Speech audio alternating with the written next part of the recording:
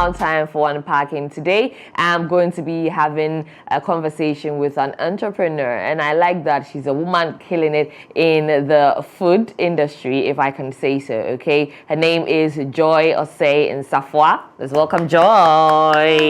Hi, Joy. Good morning. Good morning. I like how you're looking. I like the look. I'm a palazzo babe, so yeah, palazzos I'm really big on. But anyway, thanks for joining us on the show this morning. I'm happy that you're here. We're going to be having a food conversation. Okay. But before we get into talking about, the food, the business and all of that, if you are asked who is Joy Osei-Nsafoah, what's that first thing that comes to your mind?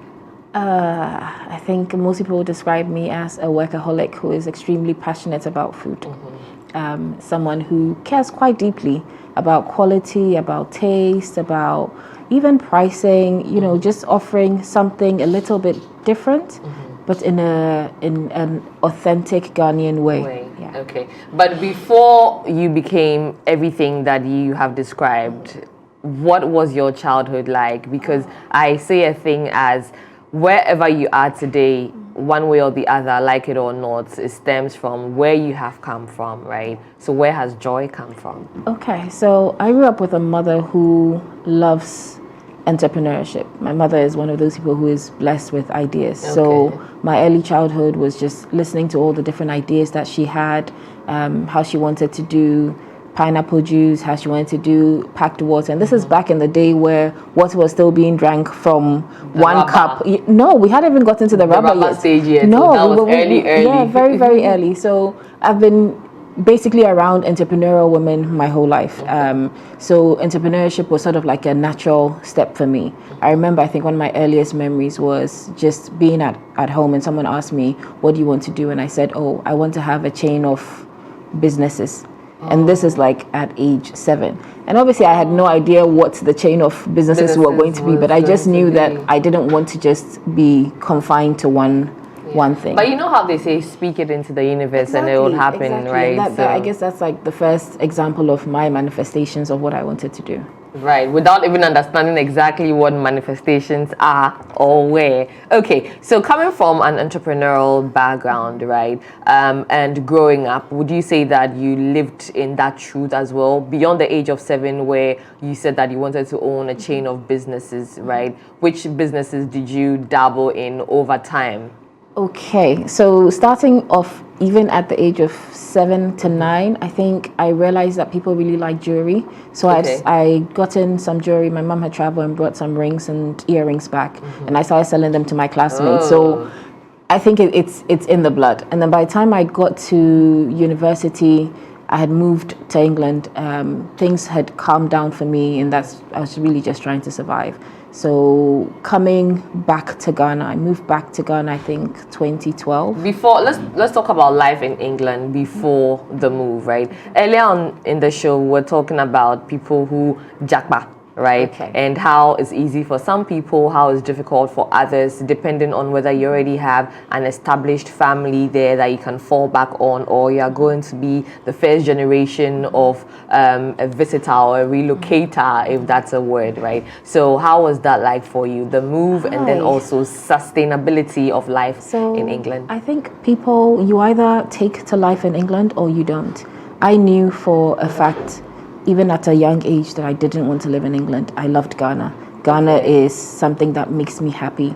There was just a feeling that I had in Ghana I couldn't replicate abroad. My brother, on the other hand, took to England like a duck to water. Right. So he was fine. We have uncles and aunts and stuff already living in England, but it wasn't smooth sailing the entire journey. There was a lot of moving. There was a lot of adapting to a new culture, meeting new people from different nationalities, becoming an ethnic minority for the first time. And I think sometimes people don't take into consideration how much that can actually affect you. Going to school, being in a school full of Indians, Chinese, Jamaicans, Afghanistan, it's like there was so many new people to come into contact with. And people would say to you like, oh, you're African, we don't like Africans.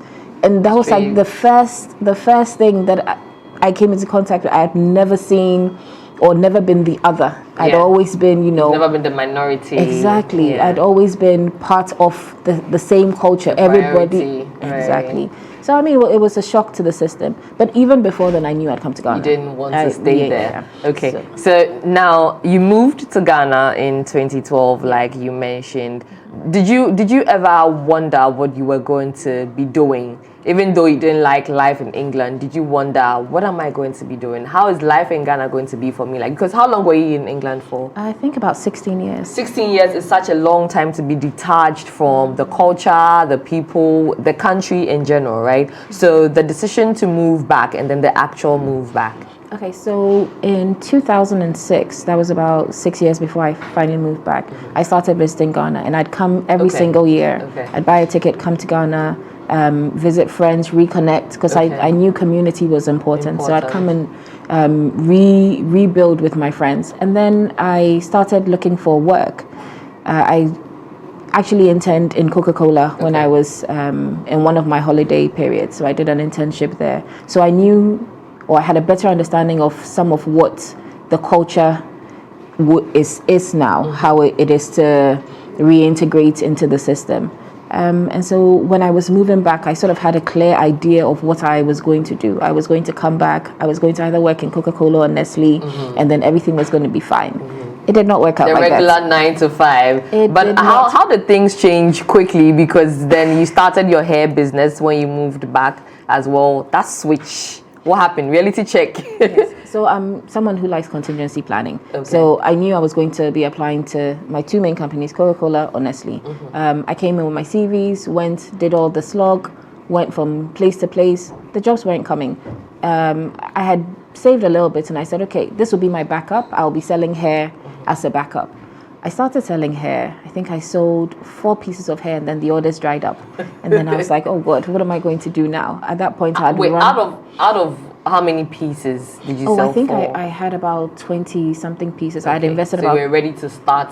Yeah, I had invested about £1,200. In the end... At the time? At the time. In the end, that's a lot of money. Even today? Yep. In the end, I had to wear all my hair myself. Oh, no. Because we couldn't sell. So at that point, all your money is locked up. I always loved baking. I had a food science background. I had a food tech background. So I like food. I like understanding food. I like packaging, all of that stuff. So I was like, okay, I'm bored. Let me just be making cakes for friends. And that's what I was doing.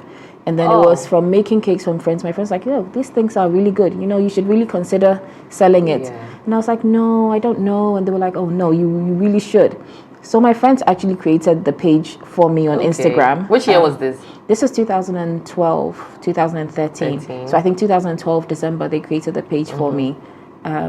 And then I was like, okay, let me just give it a try. And next thing you know, Joyful was born. Oh, let me just shout to the friends that pushed you to do this, because I like a good community of people, or a good cloud of witnesses, if I should say that, because then sometimes you don't identify that you need to push yourself in any direction until some people mention it to you. So that's a good thing. That's really, really a good thing. So let's say 12 years down the line, if we are calculating from 2013, right? You said 2013, right? 2013. Yeah. So 12 years down the line, you have a thriving business, right? Joyful, because you're called Joy, I believe. Yes, it's only right. Tell me how fulfilled you've been over the years creating this, because I think that for businesses to thrive beyond the 2-year mark, the 5-year mark, the 10-year mark, then that means that you're doing something right. So I've loved every minute of Joyful, and that is, I think, my greatest secret, because even though we've gone through a lot of challenges, going through COVID, going through the electricity crisis, going through the dollar rises, all of that, because a lot of our stuff is imported. The joy of my name of the but the joy of the projects, the joy of what I actually do is what has kept me going. So there are days where I've worked, no joke, 72 hours continuously. Yeah, exactly. The days where I've we need to give you a record for that then. I mean, the only difference is that you've not applied for the Guinness World Record, but 72 hours is a long time. I know. Good job. I know. Good So job. there were days where like I'd actually sleep in the bakery because I wanted to make sure that all of our products would be ready on time. We have particular orders. So I think once you have that level of drive, of care, of Dedication. love, exactly, of the job, I think you'd be successful. Okay. Now you did mention that the business still went through, COVID, the doomsaw era when it was really bad. How have you bounced back from all of these challenges? I think the doomsaw era was probably one of the hardest ones that we went through. But I see challenges as opportunities to learn.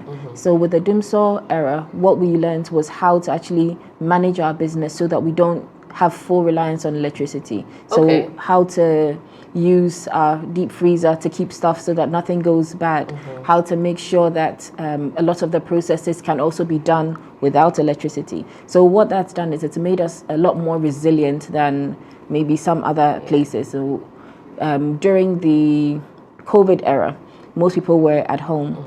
We were doing occasionally 2 or 3 days a week. Most of the time I would go into the business, I would go and make stuff, and then people would place orders and then we'd send it out. Coming out of that, because we had spent time still working, a lot of customers found our pages on social media because we were one of the few businesses that was still running. Because guess what? Birthdays and other celebrations were still happening during that time. So And people really wanted to show community during that point because you really don't know who was going to be affected by COVID and who was going to survive or not. So people really wanted to celebrate their loved ones. So we're really happy that we could be a part of that. What it did though was give us a lot more visibility during that. So for us, COVID was actually a blessing. For you, I was just going to come to that because of your saying that people were still, wanting to show community and all of that. But what I'm seeing here is also that for a business owner, as much as possible, you should be well invested in the business. You should have a lot of knowledge in the business. You should know the business you're doing, because a lot of people tell stories as to being the business owners, not knowing what to do, and then people place orders and the business owner doesn't know how to bake or sew or cook or whatever, and then you're disappointing your clients and all of that, right? So yeah, shouts to you on, putting yourself fully in the business. I'm really happy that you said you sleep there when you have to just get the job done, right? But bouncing back from COVID, saying that it was a blessing to you, can you let us in on, beyond that, what your best days have been on a good day? How many cakes or pastries can Joyful sell? I think that has changed so much over the years. During COVID, we were doing maybe upwards of 250-ish.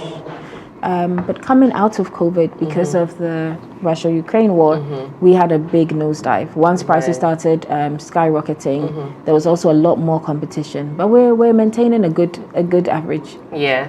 And I bet you're maintaining a good average because you are opening your third branch, but you have one in Osu, you have one also in East Cantonment, right? Legon, and then East Legon as well. So East Cantonment is the new one that you're about opening, right? So tell me all about it, about the expansion and how it has also helped the business. Okay. So one of the things that we realized was coming out of COVID, a lot of people were doing deliveries less. Once petrol prices started going up, delivery prices started going up. So people wanted things that were closer to them. So we wanted to take the business as close to our customers as possible. So that's how Osu came about.